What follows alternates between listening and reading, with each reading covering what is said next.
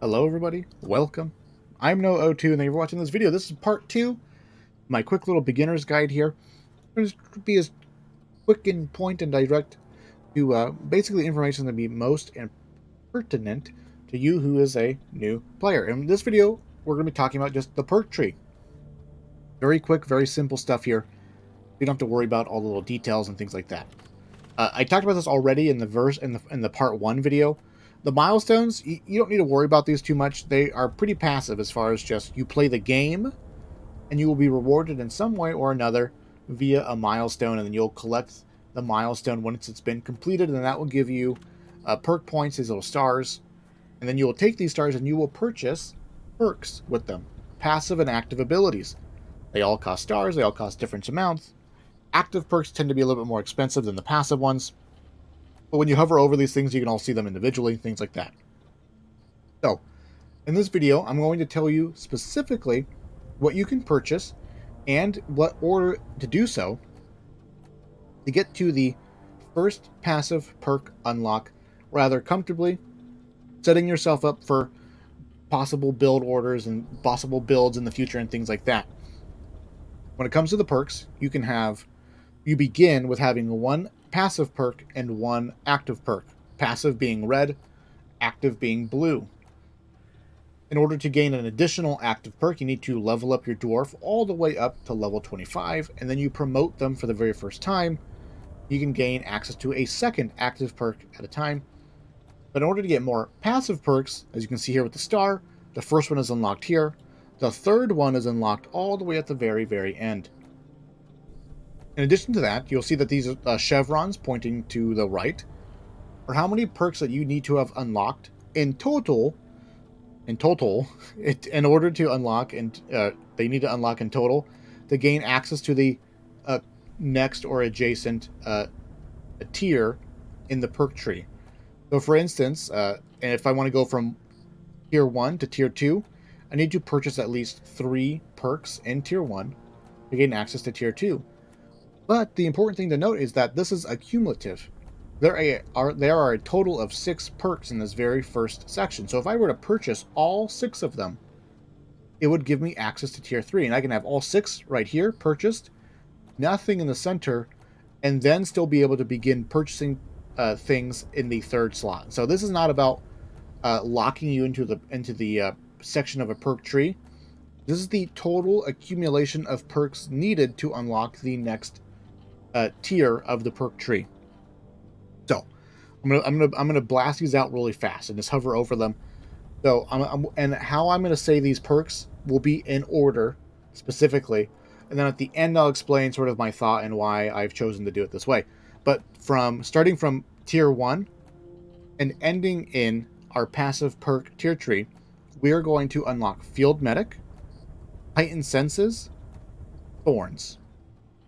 From there we will unlock Field Medic 2, Heightened Senses 2, and then Thorns 2. From there, we will unlock Field Medic 3, Resupplier 1, Friendly, and then we will unlock Hover Boots. That'll be 1, 2, 3, 4, giving us access to the final tier tree where we will then unlock our passive perk, Field Medic 4, our Resupplier, and then Iron Will. And that will get you in access to the 5th tier tree, I believe, right? That was 1, 2, 3. Oh, no, 4. And then Hover Boots. No. I'm sorry. I remember now. Elemental Insulation. Elemental Insulation. And what you end up having here is a sort of a nice variety of options. Field Medic is going to be good almost all the time. It's super standard. Most everybody will run it for the most part. It's slightly better on maybe some classes, but for the most part, it's super solid. It's well rounded. It's always a game saver a lot of the time. Keep in mind though, you may not be playing with other people. So we've also unlocked. Heightened Senses, which allows you to escape from being grabbed or pinned down by enemies. If you're playing solo, or you can't stand your teammates who seem to always never notice that you've been grabbed, you can run this instead. But it's really nice in solo. So between playing with people, field medic, or playing by yourself, you have these options to customize your character. Thorns is a nice beginner thing because there's a lot of low health enemies that spawn in high numbers, and having the ability to just make them blow up when they attack you because they deal damage to themselves when they hit you, a really nice quality of life. And depending on what class you've chosen to play as, some classes are better or worse at dealing with large swarms of low health enemies. Like the engineer, he's only got an 8-round magazine on his shotgun, but he's got a grenade launcher as a secondary, so it's like split between the two. But if you run out of grenade launcher ammo, you might be in a position where you can't deal with lots of swarmy enemies. The thorns are sort of like a nice quality of life to help you deal with that.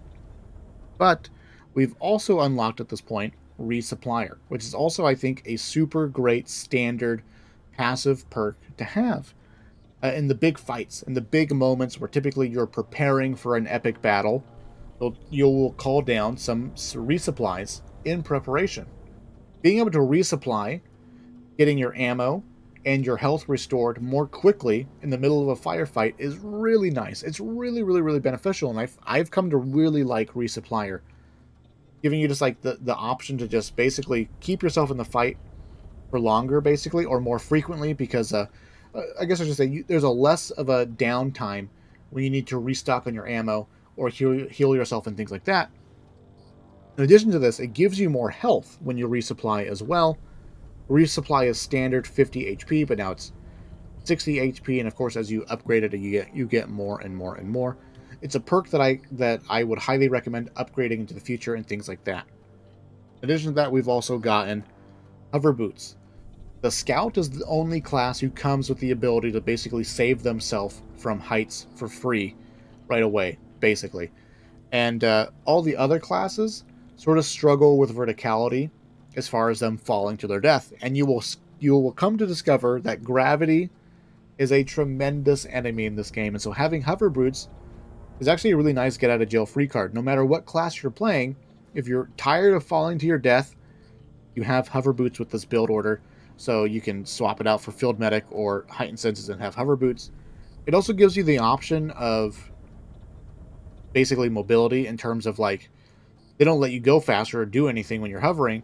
But if you're in a high place and things are getting crazy or overwhelming, or you want to travel from point A to point B faster, you have the luxury of just jumping off a cliff and then hover bootsing at the end. Hover bootsing at the end, it's quite nice. That's what I said. I'm sticking to it. And from there, for the most part, we have some nice, solid, basic perks. The last one we picked up was Iron Will. This is like part of a potential future build order. Typically, Iron Will, I think, is best to use as like a second perk, or when you have access to both perks, picking up Iron Will makes a lot of sense because you can like have Iron Will, which will allow you to pick yourself up from being downed, allowing you to save teammates potentially or stay in the fight. But also, if you heal yourself while Iron Will is active, at the end of Iron Will, you're supposed to go back down. But if you have your health, you don't. You keep surviving. So Iron Will will give you the ability to basically save yourself, and sometimes the mission, depending on what's going on and things like that. And so Iron Will, hover boots, field medic, and heightened senses are all super solid potential pieces for future perk builds and things like that down the line. Resupplier, super solid. Thorns, super solid. So at this point, we really don't have like any sort of like fat, with super lean, super trimmed perk tree purchases here. For just about everything that we have gotten, even elemental insulation, where some of the bigger enemies will deal damage in the elemental form, you can reduce that damage passively, things like that. So we have the nice foundation here for future build orders and setting up. Now, I'm not going to give you a build order for the rest of the tree. I believe in you. I believe in you, and you can do it. I actually encourage you to experiment a little bit here, because at this point in time, once you've reached this first passive perk slot, you got a couple hours underneath your belt. You've played the game. You've played probably all of the mission types at this point. You got a better feel for what's going on here. But there's sort of two strategies to look at when it comes to progressing your skill tree or your perk tree to get your final passive slot. And there's two ways to look at it. One, Most passive perks are a little bit cheaper. For instance, here I purchased Sweet Tooth. I've never used it. I have no intention of using it. I don't think it's a very good perk at all. It's not very good at all. But it only costs 2 stars. Again, we just need quantity so that we can make progress to our final passive perk unlock, because every time you unlock an additional passive perk slot, that's a nice little power boost, power spike for you. Makes you just a little bit stronger. So there's 2 ways to look at it. You can continue down the route of upgrading the skills and abilities that are strongest and make the most sense and that you'll end up using in the long term. That will be a little bit more expensive, though, going down the line. But will sort of, put the most bang for your buck where it's going to end up mattering the most. Or you can sort of purchase the cheaper perks to just fly down the perk tree as quickly as possible and get there. I'll leave it up to you. You can mix and match that sort of concept and strategies together and things like that. Some perks to stay away from. Sprint. At the higher levels of gameplay, you need to sprint for, how long? 4 seconds before you get this passive perk of a bonus sprint speed boost. The higher levels, you're almost never going to be in a position where you're sprinting for 4 seconds. Like, almost never. From, like, the middle of a fight and doing this and doing that and completing objectives, and it just, like, if you find yourself in a circumstance where, like, you need to sprint 12% faster, it's just so rare. It's such a minor effect, things like that, right? So don't avoid the mistake that I did, investing in the sprint speed, thinking that it was good, ended up not being good at all, right? Sweet Tooth, not very good, etc., etc.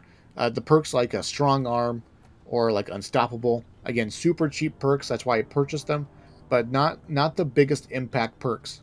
Some really good perks, though, would be like a Dash. This is top tier, a great perk. The ability to befriend an enemy alien and make it your companion, and it will fight for you. Great perk. Shield Link, very nice perk. You can increase your passive regen or your recharge rate on your shields, as well as give an ally a quick boost in their total shields and things like that. One super awesome top tier is Born Ready. It starts off weak, but starts off very strong, where your unequipped weapons will reload automatically after 5 seconds. Shoot your gun, reload it, shoot it some more, swap it over to the other gun, swap back, blah, blah, blah, back and forth, back and forth. Super solid passive perk. It's really, really, really good. So another one, too, is Vampire. Keep in mind, Iron Will. If you heal yourself during Iron Will, and when you don't die again when Iron Will ends, and so if you have Vampire and get some melee kills with it, you can heal yourself passively, and then Iron Will not down you again at the end of it. So that's the basic skill tree here that I've sort of talked about here. Let me know if this helps at all. If you want more in-depth things about the perks, but I think for the most part they're pretty self-explanatory. Thank you guys for watching. I appreciate it, and I will see you in the future.